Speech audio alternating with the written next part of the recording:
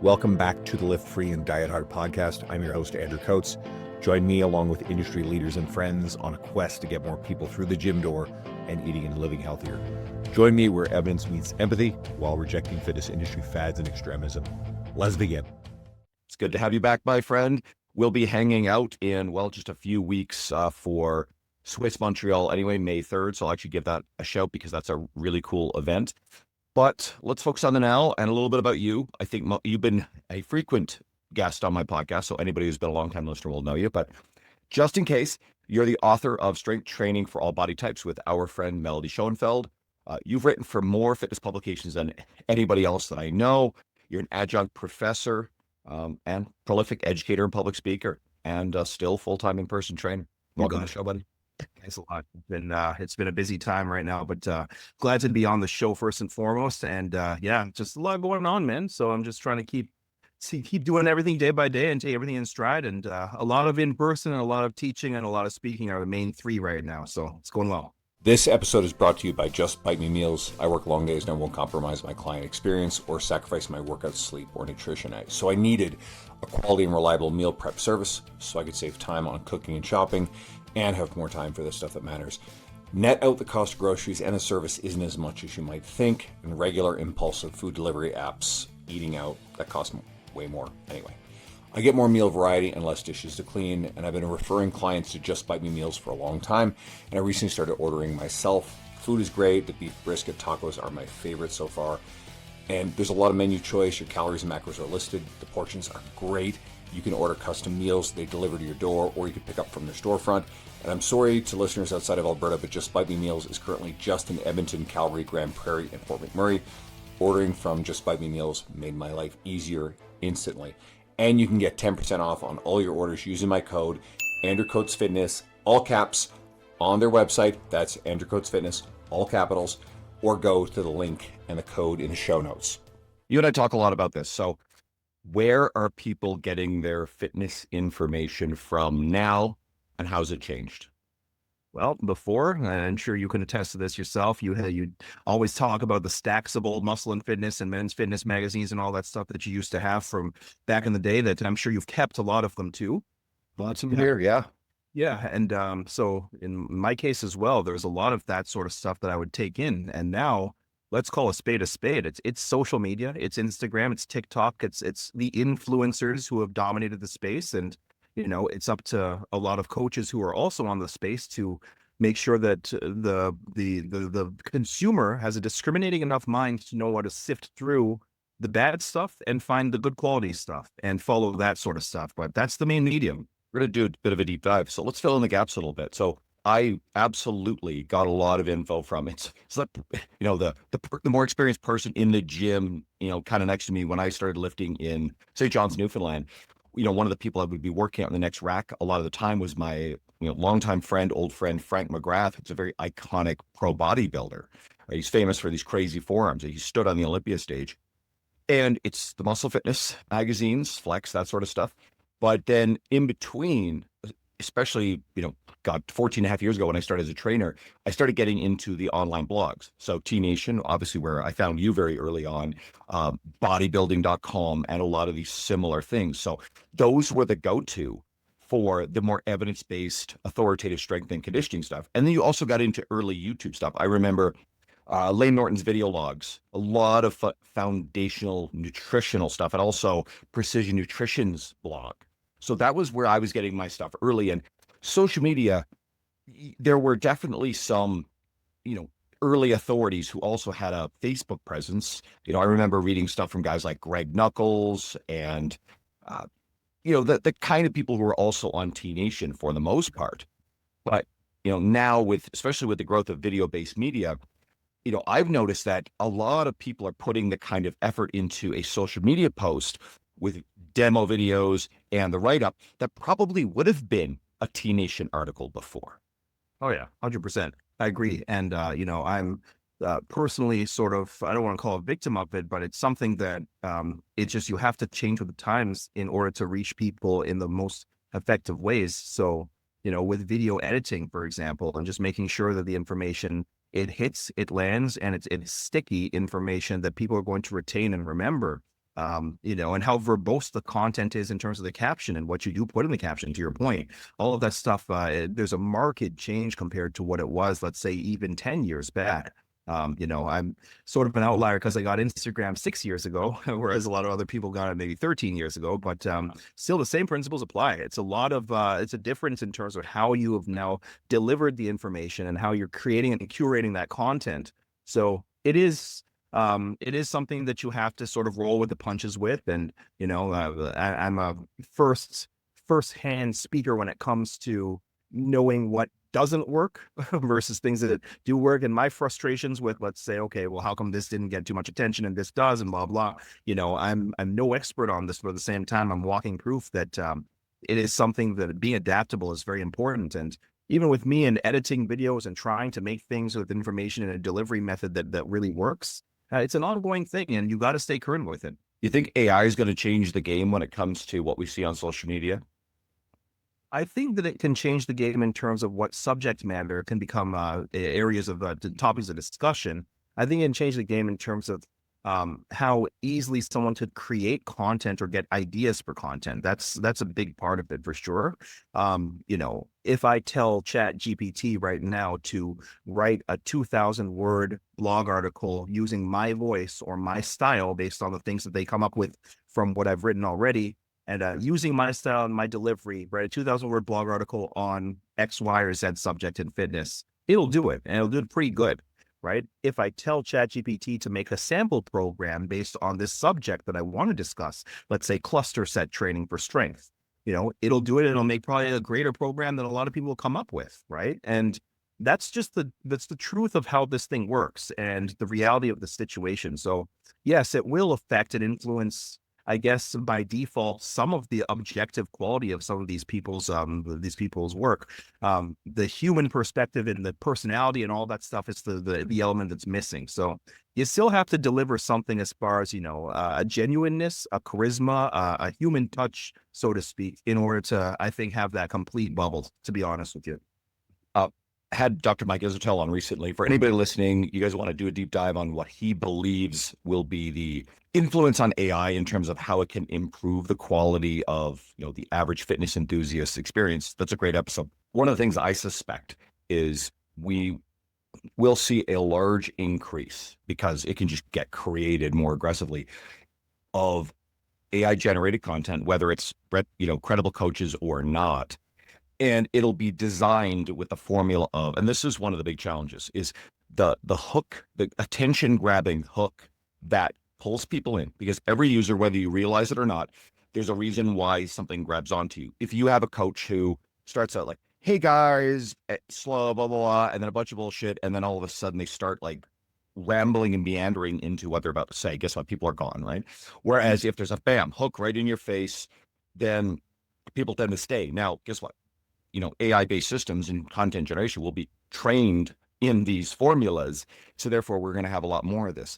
And I guess one of the things that we hope people will, and as you alluded to, is they will be more discerning. Now, I also think that it's both a duty of care for each person, caveat emptor, buyer beware about what you're consuming, but at the same time, on a mass aggregate, scale across a population, it's probably unreasonable to expect that people will know the difference, because we as coaches also, and most of the listeners who are really well educated, have the curse of knowledge, whereas the end user who we're trying to get in the gym doesn't. All right, let's pivot a little bit. Now, what do you think is the net positive, or what are the positives of greater social media for fitness content in the last several years? What's it done right? I think that once it's done right, I think it's just a greater breadth of access to a lot more information just as a whole. I think that it gives a lot of coaches that might not have had certain opportunities a platform to now spread their knowledge. Whereas before there might have been a little bit more gatekeeping involved with being able to even get their information out there on a published platform, for example, right? So whereas there might not be money involved directly anyway for them to get paid to write or to put this content out, at least they're having a little bit more exposure, publicity, and so on, and they can now create an audience for themselves that has the potential to grow and grow pretty rapidly too. This is the most popular interface that exists right now. The world of blogs and the world of websites and all that stuff, it's taken a second, playing second fiddle now compared to what social media is. And I think those are the main two benefits from all of this, is that it instantly creates a platform for people who might have had a smaller voice back in the day. Now they have a chance to speak to not only a larger audience, but also an audience that's more customized and niche for whatever their thing is that they want to specialize in, and or at least to want to capitalize on talking about. And so that right there, it in and of itself, it creates a practice for a person as well, in terms of being able to become a better communicator, become a better speaker, become a better writer, all of that stuff, better video content creator too. So those are the benefits of doing it. And that can translate, hopefully in a perfect world, to what we would expect, that they are training clients in real life, and they can actually deliver that information to clients too. So I think that they serve one another. Your knowledge in the client world serves what you put out there on social media. Your knowledge on social media and how you present on social media can serve exactly how you train your clients, and it can keep on handing itself back and forth to one another. I've certainly noticed that, over the last 10 years, there's been a dramatic increase in younger people in gyms, and the quality of what they're doing has improved. Like the older adults who are getting coached, for sure, they know what they're doing, but I like to joke that it's the old dudes in the gyms. They're still doing the same ego bullshit that they've always done. And younger guys, there's still a bit of that, but they, on average, are getting smarter and smarter. Young women absolutely are flooded into gyms, and they are doing, you see a lot of that kind of the booty stuff. And I think Brett Contreras would be the originator of the overwhelming majority, whether those people are directly consuming Brett's media or probably the legion of coaches and influencers who have been absorbing Brett directly, or the people who, were absorbing Brett's stuff to the point where I suspect some of these people don't even realize that Brett was probably the originator of a great deal of it. But we're seeing that. And again, there's a lot more older women, older adult women, and they seem to be knowing what they're doing too. So to me, despite our frustrations with this stuff, because I know a lot of coaches get really, really frustrated with not getting a lot of engagement on social media, and I don't think that's very productive. And as you've alluded to a lot, you have to understand the medium and work on it and gain the skill. But in a way, it feels like a net positive, but we're also seeing negative. So what frustrates you? What are you seeing that's a negative? Well, it's an interesting thing that you brought up a little bit earlier. We were talking about AI being capable of creating a quick hook, a quick thing that's going to get people drawn in. And if there's any meandering around a subject before things get to the point, you've lost the interest or the attention of the person who's consuming content. So it's just a funny juxtaposition when you think about it, because the nature or the I don't know, the fitness world and the sensible fitness expert always talks about things like trusting the process and taking the time to repeat the very basic, simple, foundational, and fundamental and rudimentary things that are so important to justify and to make sure that you ingrain a path toward gains and a trend in the right direction. And at the same time, so the whole idea behind that, this motif is of slow process and the slow burn and making sure that things slow and steady wins the race. But meanwhile, at the same time, the method of delivery for a lot of these messages has to be done in a way that's got to be the most fickle-minded person's mind possible, in the sense of, okay, well, if I don't like what is being said in the first 3 seconds, then I have to turn this off and check out a different video altogether, right? So it's just funny, because those behavioral traits that were sort of being taught in one world are being abandoned in a different world just because of the nature or the method of delivery. So I just find that very, very funny. And that thing in and of itself pisses me off about social, is the fact that it can really pander or cater toward that fickle side of things. And if you do things or you apply tactics or methods that can give those dopamine hits, even for the viewer, that can mean that you get a bigger audience, or that could mean that you get more attention or more discussion or more engagement, or that you get rewarded more by the algorithm to do more of that same thing. So, you have influencers who are out there who don't have too much that's actually useful to share, but okay, check out my body, or check out this cool lavish lifestyle that I'm trying to purport that I live, or check out my gains, or whatever it is, or see how strong I am, and therefore watch this video. These things don't amount to too much of anything in terms of helping people, but this is the stuff that you see front and center the most time. So yeah, quality content is sort of fewer and further between as far as how dispersed it is amongst the entire zeitgeist of the fitness industry, at least on social media. And I think that that's one thing that needs to change. And I believe that whatever controls the algorithm, I don't know too much about all that stuff, but why should that be the thing that gets rewarded compared to other stuff that can actually ingrain proper habits and good habits, mentally speaking, and onward? But here's my sort of, it'll sound like a counterpoint. We're talking about human evolutionary wiring of the way that we focus on and are attracted to certain things. And it's going to be very hard to ever fundamentally change that. So let's use another analogy. What do you think would be better for most people? A quality documentary, and I think there's a lot of, certainly in the health and fitness space, there's a lot of junk documentaries as well, or watching what I call junk reality TV. You could talk like Storage Wars, or, a lot of this really clickbaity stuff. It's, whatever famous, TV family is there with whatever scripted sort of drama bullshit, but it draws in large viewership versus, again, something that's you're a big film buff. Maybe it's an Oscar-worthy film. Here's the reality. I generally avoid Oscar-worthy films because I find that they're pretentious garbage. I would rather watch The Fast and the Furious. I would rather go watch, popcorn action stuff like The Expendables, or I just finished Reacher and I watch almost no television anymore. I did go back and watch Willow. Rest in peace, Val Kilmer. Willow is a classic 80s sword and sorcery sort of thing. It's a bit cheesy in places, but my God, it's glorious.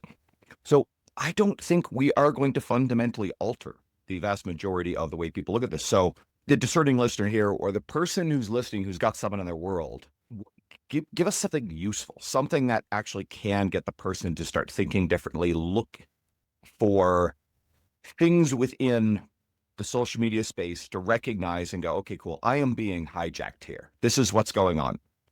How do we get people to be alert to this stuff so that way they make conscious choices? Well, I think that, again, how discerning the eye is first and foremost. So if a person, for example, is leading the way without any sort of, we're not even going to talk about credentials or anything like that, but just whether or not they're leading the way with anything concrete, or if they're just basing it on physical attributes, let's say, or we're basing it on very polarizing claims that we know or that we can tell are going to create very, very, black or white opinions on a subject.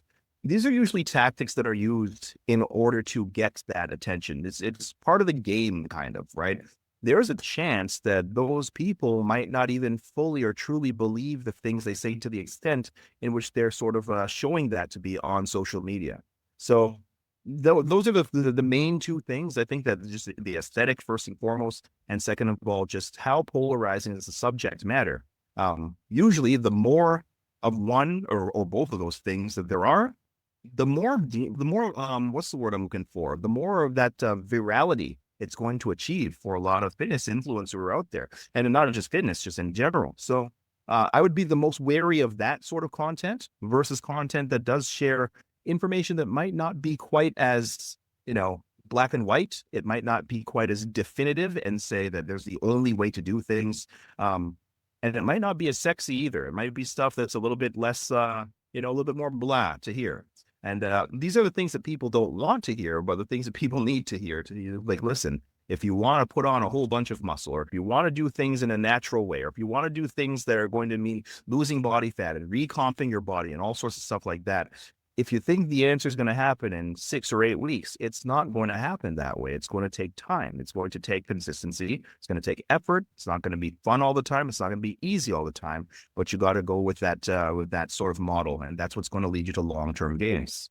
And these are the kinds of people, and people who are saying that kind of message are the ones we want to look for. Do you think that some people simply need to go through cycles of being exposed to, what we call the fluffy misinformation media? Maybe it's, and I'm not advocating that people dive into what we'll call, quote, diet culture. I always careful about prefacing that, because I find also some of the people that wave that phrase around themselves, there are some red flags about too, right? It gets weaponized a lot.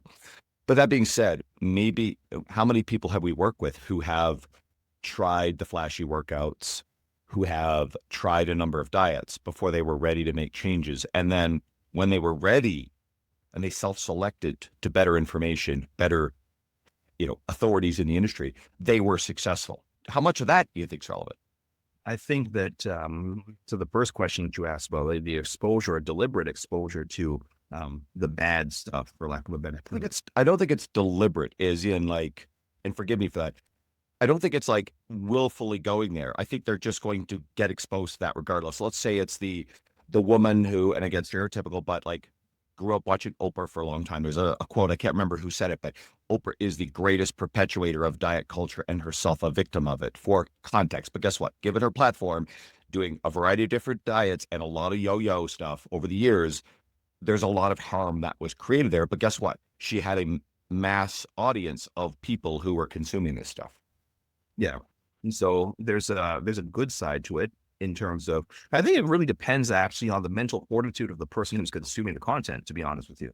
Right. Because a person who might be easily swayed by that kind of culture, they might end up spinning their wheels in the same perpetual cycle over and over again by people like that on the large platforms who spew a lot of stuff that is not, fundamentally sound or scientifically accurate.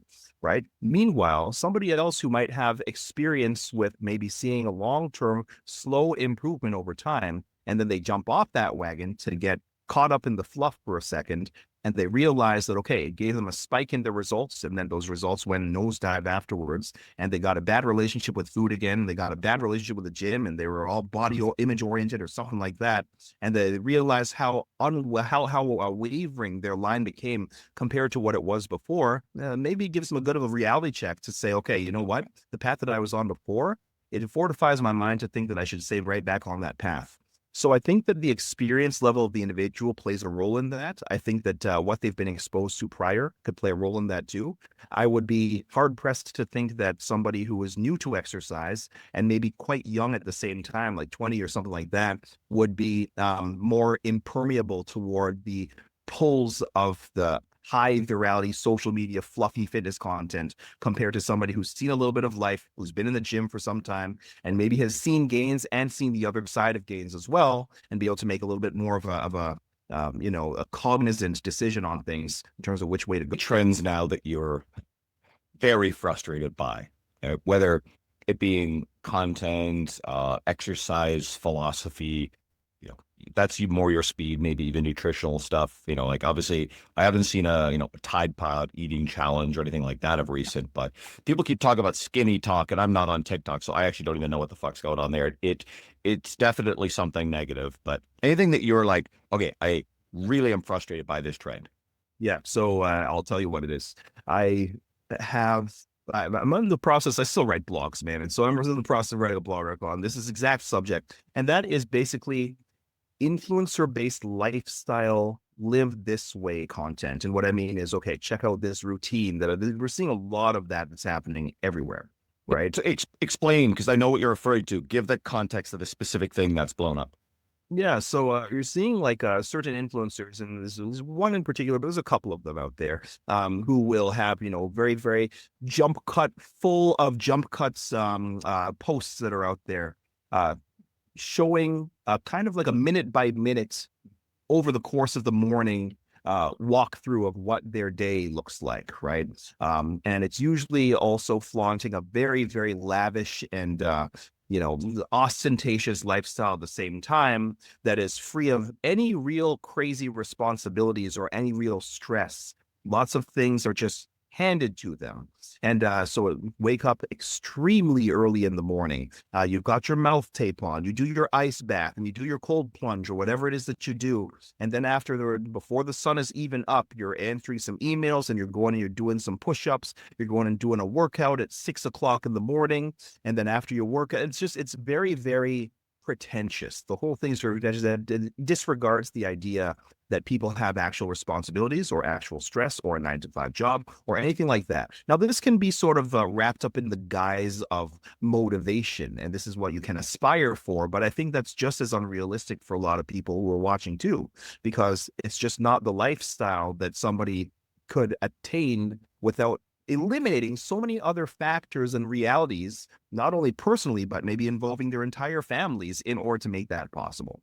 So it's such a pretentious and a meretricious way of going about displaying a lifestyle that is attainable. And then on top of it, it's a funny thing because there's two trains of thought here. There's two schools of thought that are both steeped in a lot of ridiculousness in my mind.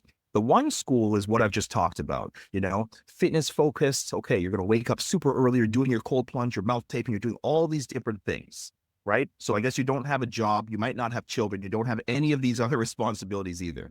And then on the other side, there's the same kind of intensity and the same kind of level of I don't know, craziness toward secular advancement and making a lot of money and what it takes to, okay, you know what? On the one hand, it says no blue light after 8 o'clock p.m. But on the other hand, these people are going to say, well, you should be working around the clock, or you should be doing this and focusing on setting up for more emails the next morning, waking up at 3 o'clock to get a head start on people who are working by working earlier and extra. And then at 8 o'clock, no, you don't go to bed. You don't get ready for bed by 9:30. You're going to be at a what's the word I'm looking for? A networking event. So you're going to be making more contacts and all this stuff. So it's funny because depending on which camp you belong to, these things they're combating one another. They're conflicting ideas.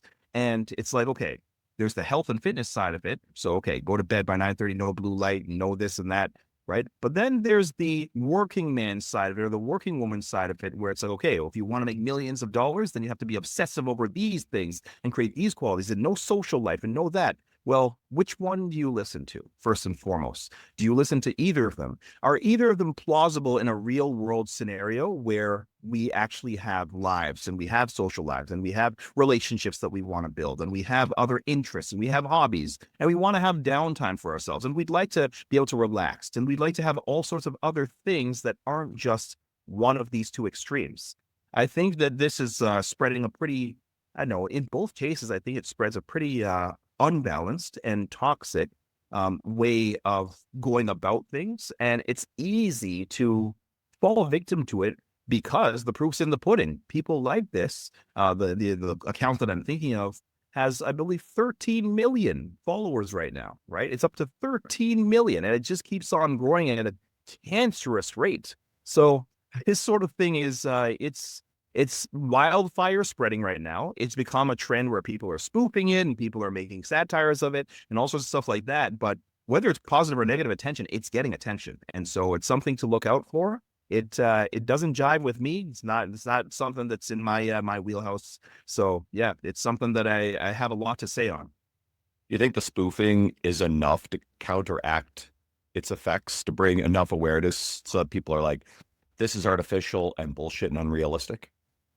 I don't know. I don't know if it is or if it just turns into another TikTok or Instagram challenge to see who can do that better. And then they sort of get caught in the matrix still. This sort of ties into something else you talk about too. And it's the most unsexy message. It's the boring stuff works. Like most of the successful people, our routines don't change much over time. We're not overhauling and revamping our workouts. I personally will rotate certain exercises based on how my joints are feeling. And I may every once in a while go, I hadn't thought about this exercise in a while. I'm going to add this into the rotation, but no overhaul. I'm not doing crazy elaborate recovery protocols. Quite frankly, I don't have the time for that bullshit. Here's a fun one. I am looking at getting an outdoor hot tub, which I'm excited about because it'll actually help me take an hour to like get off the phones at the end of the night and just recoup. And that'll be relaxing. Read a book in there. So that one for me is going to be kind of a big deal. But outside of that, I mean, there's no forget that, right? No cold plunging. There'll be no barrel out in my backyard. Yeah, we're inundated with so many different methods for things like recovery or things that are going to improve the quality of our lives that I think that a lot of people can't keep up. They can't keep up with all the things. You shouldn't drink this kind of water, or you shouldn't have these kinds of fruits or vegetables, or you have to have this first thing, or this is a superfood, so you should be taking that in all the time, or make sure that you're reading this many pages per day, or make sure that you're killing the blue light and that you're off of social media. And there's so many different pieces of advice that we're given all the time. And simplifying is going to be the best thing for most people. Just simplify. Even the amount of information that you take in is something that you can simplify. And it's way easier because you won't get paralysis by analysis in terms of just how many different possibly conflicting, likely conflicting opinions you're exposed to on a regular, for an average person, especially a person who's not prior educated on fitness content or on health life or healthy living or anything like that, it can be a lot. And, just for all the people who might be in the fitness industry who do, who might even be listening to this, just ask your clients one time, just have one conversation with the clients talking about exactly this, and they'll say exactly that. They'll be like, man, there's a lot out there and it's just overwhelming. I don't know what to listen to. I've had that direct conversation with clients of mine over and over and over again in terms of that state of confusion. All right. I know. Talk to me about what your fitness routine looks like through the lens of something that's probably, attainable. It may not be the specific tactics, but the way that you evolve it over time, maybe, how you approach nutrition without being ultra specific, not like what I eat in a day type bullshit. Frame it so that way people get a picture of how routine and maybe boring it is. Okay. So I like to look at things by way of, first of all, if I'm inconsistent with fitness, the one thing that I tell my clients, that I tell myself, that I try to do is, if you didn't train yesterday, train today. If you trained yesterday, don't train today. In other words, every other day you're laughing, first and foremost, right? If you can at least establish a consistency like that, at least you're doing something in a very consistent manner, and you're averaging 3.5 days per week by doing so, right? So that's number one. The workouts that I would do, they primarily involve weight training for the most part. They're going to be oriented towards moving appreciable loads as much as we can. And they're going to revolve around the major movement patterns that would be categorized as things like your hinge pattern, like a deadlifty type of thing, a squat pattern, and then overhead movements, pulling and pushing, and horizontal movements, pulling and pushing. Now you have some major staple movement patterns that can dominate your program. I don't do anything that's crazy toward one goal more than the other these days, just because of where I'm at. But I'm focusing on things that will use full range of motion. I'm focusing on good rep ranges as well, depending on what the loading is that I'm using. And I want to make sure that the majority of the sets, I'm getting to a place where the last couple of reps are pretty tough, right? Where they don't look quite the same speed as the first reps that I start the set with. So that's number one. I want to make sure that I'm putting in enough effort. And if I'm not, and that felt like a cakewalk, then I'm going to increase the intensity in some way, shape, or form. Now, this is where a lot of people get confused, because they think the only answer is to add weight. Right? If there's a bar that you're lifting and you're trying to do 10 and 10 go by like a breeze, people think, okay, how to make it harder? Add weight. Well, that's one way, but I could go from 10 to 12 or 15 reps. So that's a way.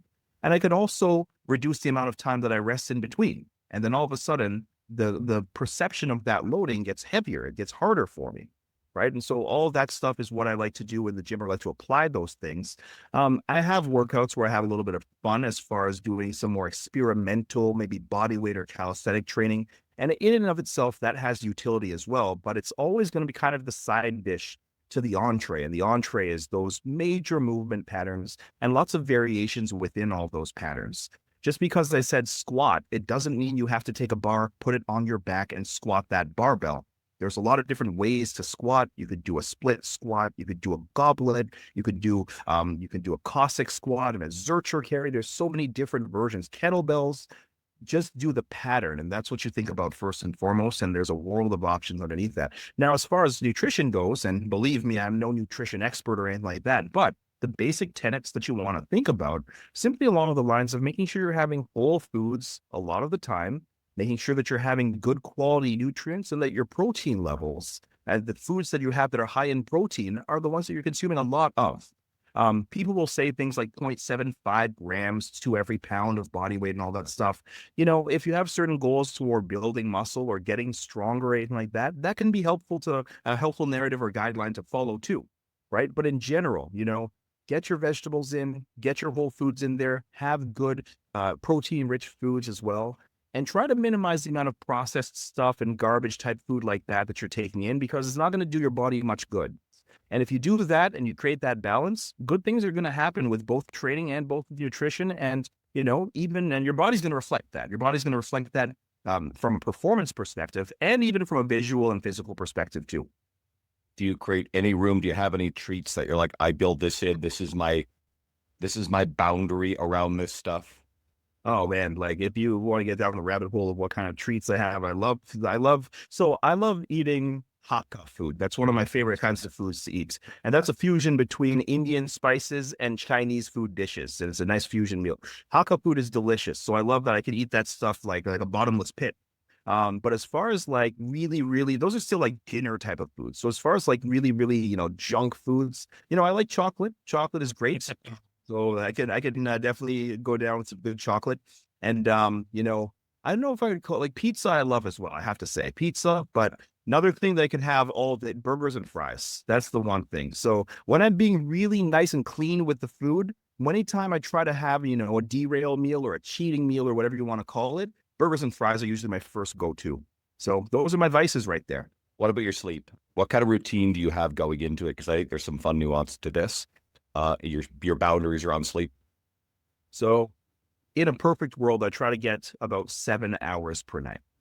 A lot of people will go for 8, 9, and so on. I think that there's a little bit of variability in terms of what people are going to sort of achieve as far as deep REM sleep and, just like the depth of their sleep over the course of time. Again, I'm not some scientist when it comes to all the sleep studies and all stuff that's out there. And I'm sure I could benefit from one myself, but I try to get a good 7. And the importance of getting a lot of rest is very, very high when it comes to how it's going to help you perform, how your mental alertness and your sharpness is going to be, and just in general, how your body's going to feel. I notice when I get a 5-hour night of sleep, how that impacts me from, old injuries, first and foremost, my performance in the gym, and just mentally speaking, just what my head feels like, what my brain feels like, everything like that. And how sharp I am in general.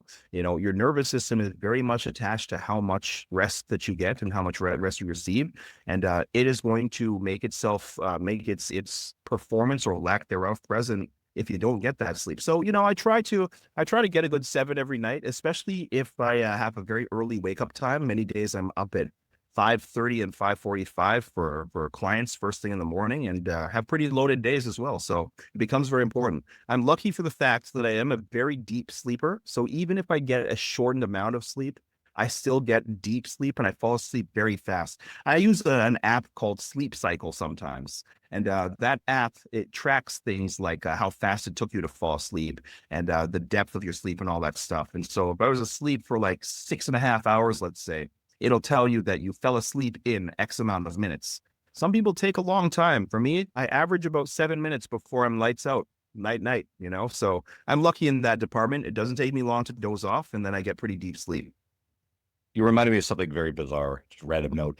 I remember when I was a kid, I actively would try to memorize the moment where, and you can't do it, but the moment where you fall asleep, where you go from being alert to asleep. And I remember just being determined to get a conscious grasp on this. Of course, I never was able to because then you're out. But you're reminding me of that. Sleep rituals. Andy Galpin does a really good job. This Dr. Andy Galpin, I've heard him talk a lot about it. There are certain things that I find helpful. Blackout curtains, dark, cooler room for sure, really helpful. Anytime I'm traveling, one of the first things I do is turn the temperature of the hotel room down so that way it's cool for sleep. I found that sleep mask, and obviously I can take that on trips as well. And I mentioned the trips because this part's important. But outside of that, and again, Andy's done a really great job of this, the more elaborate your sleep rituals get, people talk about all these different things about wind down stuff, then the more vulnerable you are if there are disruptions, whether demands on your time, travel, et cetera, to where you're not in that optimal environment, your special blanket, your special mattress, et cetera. I think those things, a good mattress on the average is probably a really good idea.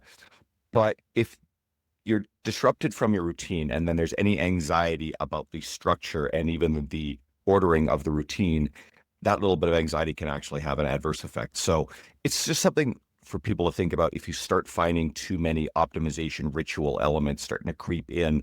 And I think that's not just true of sleep, but I think it's like what you were talking about earlier with all of this elaborate morning ritual bullshit that I think is, most people realize this is bullshit. And I also like, some business podcast type stuff, these people who are actually successful, not the performative types. And they tend to have very different routines, and they tend to get up and go right into work. They tend to be most productive in the morning. And these are not successful people are generally not the people who are spending 2 to 3 hours meditating and there's nothing wrong with, I think, meditating and journaling as practices somewhere in your day. These are probably wonderful things. I think these are actually excellent choices. But if you're stacking them all together, along with a cold plunge, along with a bunch of other sort of shit, that is not what successful people who get a lot of shit done are doing.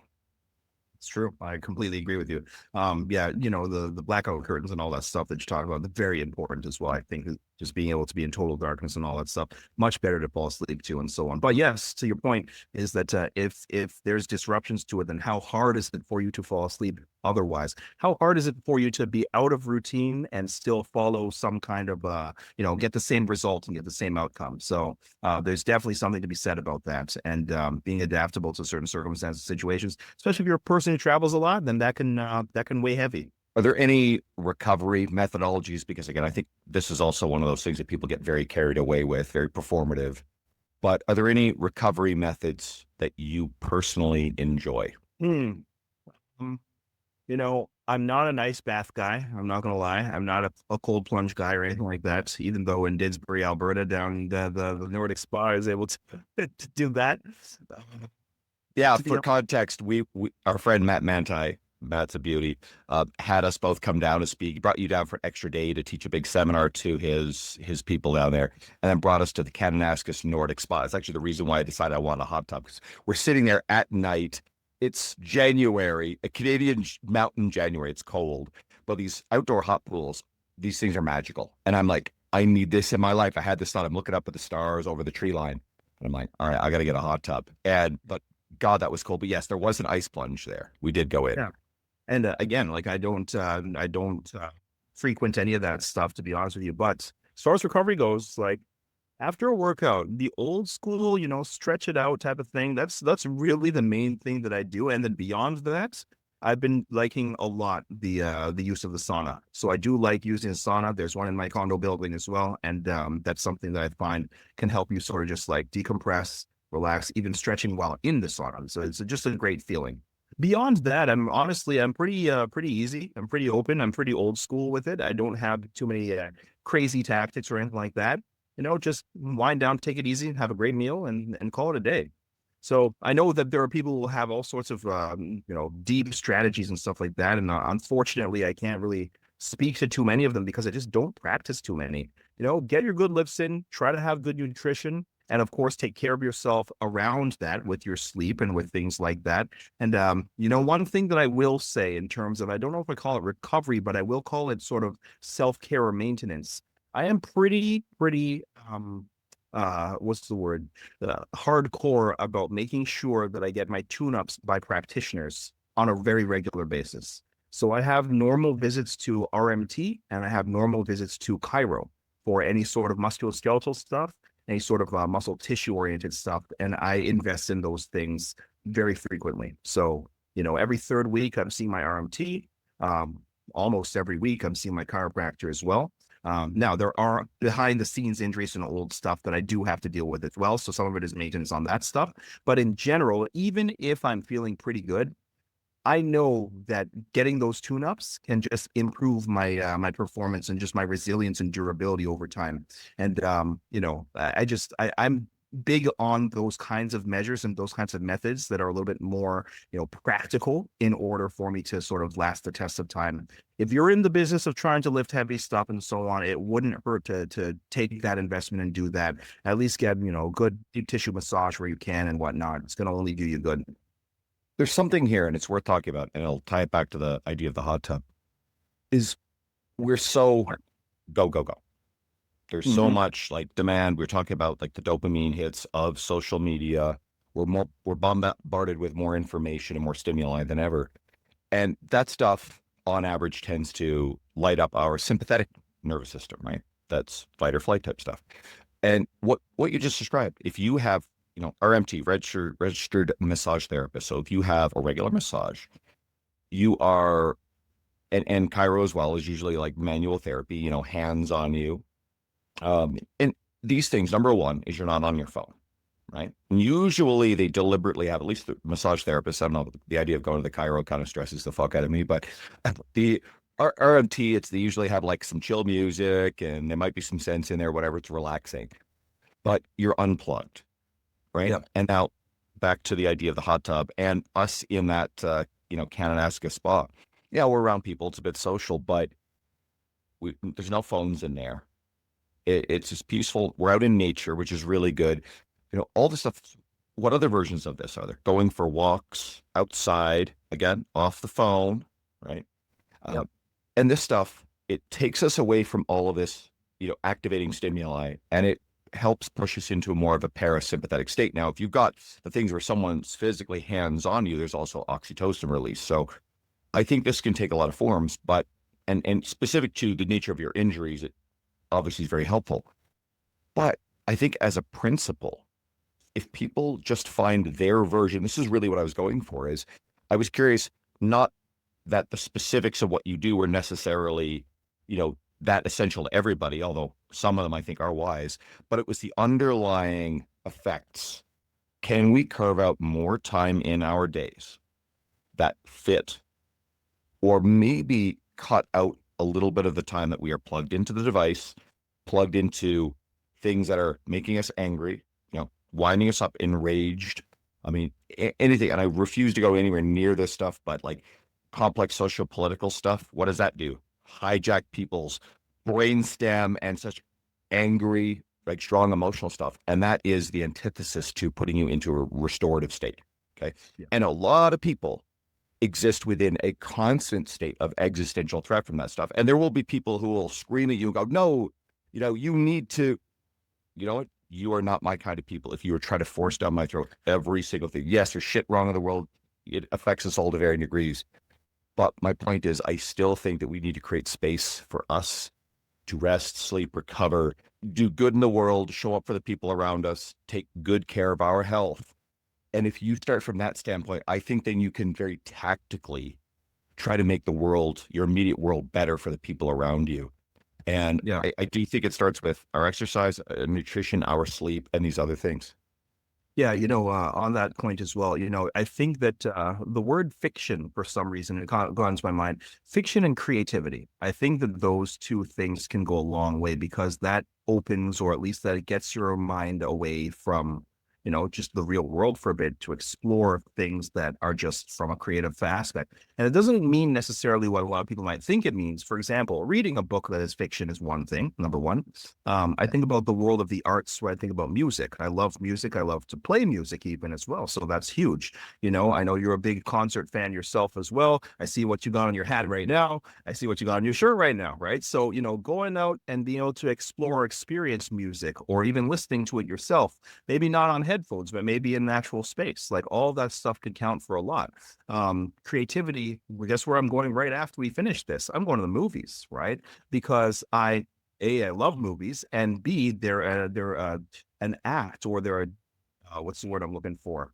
They are a display of creativity from a director who came up with a story to tell, and so you get to immerse yourself in this world for 2 hours, or I guess nowadays 3 hours.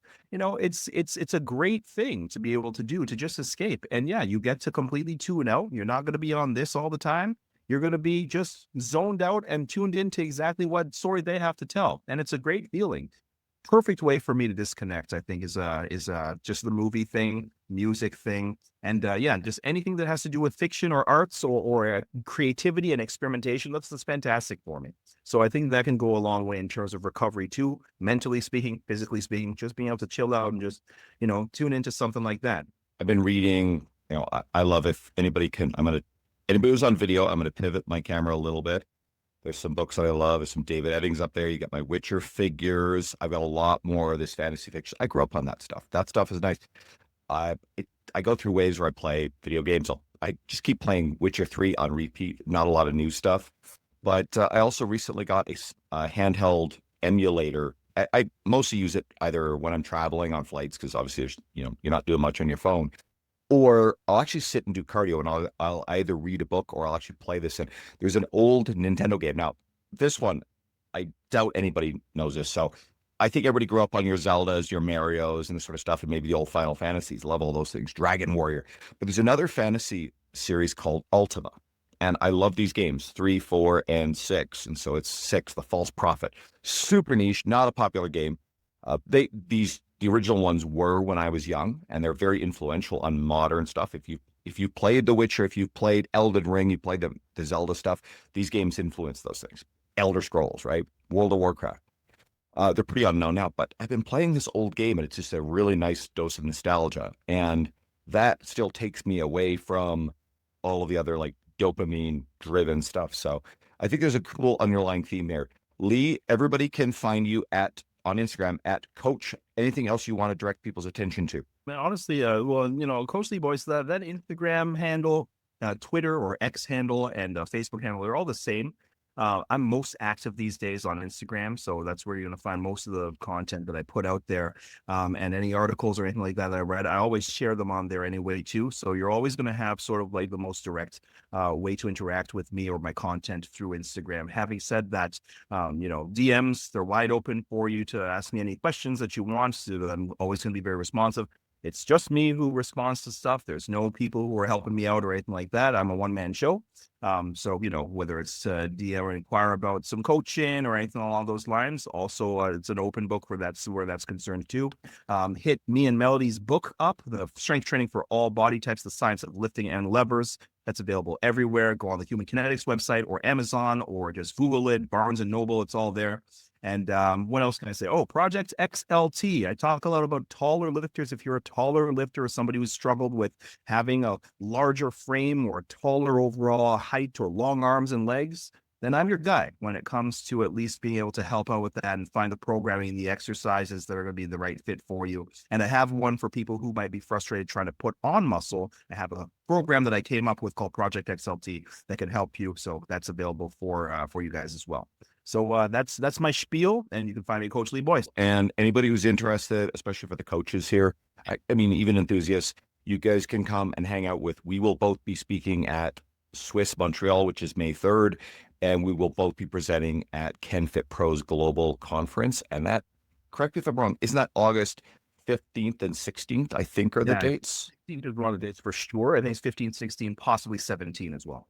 Because they tend to have like, a couple extra days, but like the main educational stuff tends to be contained within a couple days. So you and I will be there, and then who else will be at Swiss? Luca Hocevar will be at Swiss with us as well, and then the KenFit Pro one, they usually have a crazy list of great guests. My friend Jamie Filer will be there for sure, and we'll see who else pops up. So everybody listening, again, thank you guys. Please check out the sponsors. I've been picking up some really cool sponsors, so I'm excited about that. I'll have a new one to announce very soon. We'll see when I can do it, but it's a really good one. It's a company that I endorse. And with the sponsor stuff, I'm not just going to have like anybody roll up and some junk in my DMs of a company or product I don't even know or I don't use. These are companies that I've used for a long time. I generally know all three of my sponsors so far, I personally know the founders and have a great relationship with them, and they have excellent products. So check them out and shoot me a message if you have any questions, thoughts. And I'll be careful about this one, but if there are guests that you guys want, I can't always promise. DM me, who do you want to hear as a guest on the podcast? Lee, thank you, my friend, always. Appreciate it. Of course, anytime.